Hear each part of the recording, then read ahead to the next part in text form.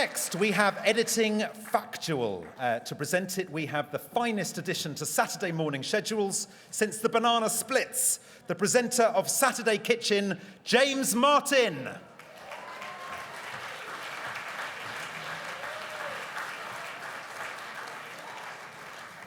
Thank you very much. It's a pleasure to be here. Editing for Factual programmes requires wading through hours of footage, often a vast array of sources on top of a huge reserve of patience and the ability to survive for weeks without daylight. It's kind of like being a chef, really. And the nominees tonight are master storytellers. Here's a brief reminder of their fantastic work.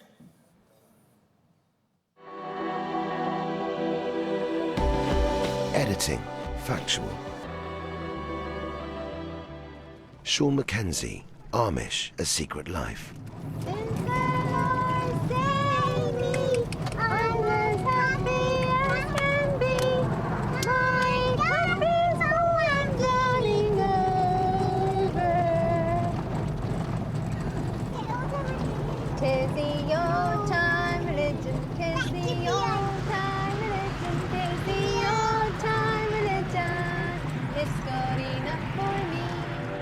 Rupert Houseman, 7/7, One Day in London. Of course, he was just going through the goth phase. He took to big black baggy trousers. The whole black outfit. Cap, dyed his hair black.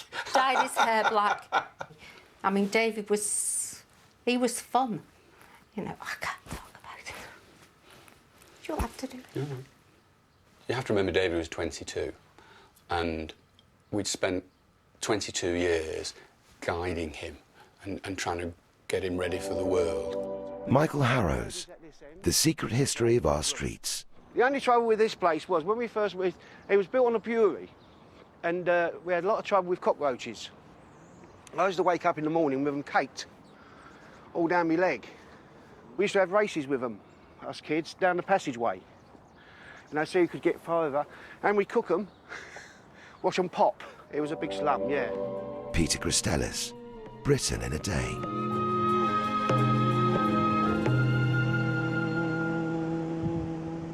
I'm aware, like every being on this planet, I am completely unique. And beyond that, I am also a bit weird.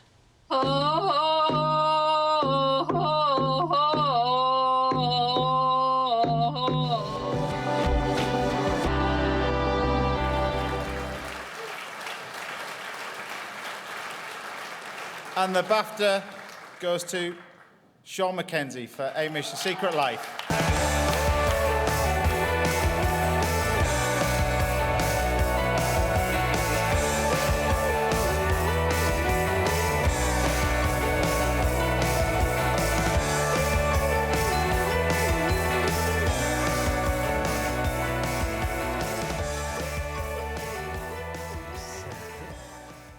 My cup runneth over. Thank you, BAFTA. Huge thanks to Steve Robinson for his intimate, engaging, beautiful photography. Thank you, Lynn Alloway. Warmth, love, trust, charm are always shine through in your films, and this one especially. Thank you, Charlotte Moore and Maxine Watson, for commissioning it. And thank you, Miriam and David Lapp, for letting us share your family life and faith. You wanted to soften hearts, and I think you have. Thank you. A beautiful documentary as well. When they come back with all these rushes and go, here you go, do you think, oh my goodness, I'm going to be here for a while? When they came back with these rushes, I thought, what an extraordinary film. These are special. I think this film is very special. The intimacy of this film, it's unusual, it's different. I think what Steve shot and what Lynn directed just meant that there was a wonderful film waiting to get out. And actually, editing this film was a joy from start to finish. Yeah. Really. No, well, it's you've won a BAFTA for it, so your hard work has definitely paid off as well. How long were you working on the project for? The edit was 7 weeks.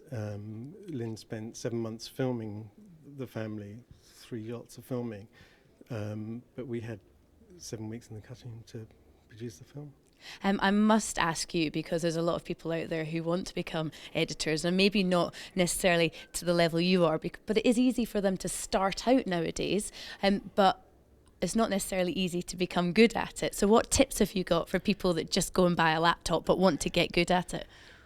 They have to listen, they have to think for themselves, they have to think what they're trying to do, they have to think, if this is material, what could I do with it, what would be different, what would be interesting.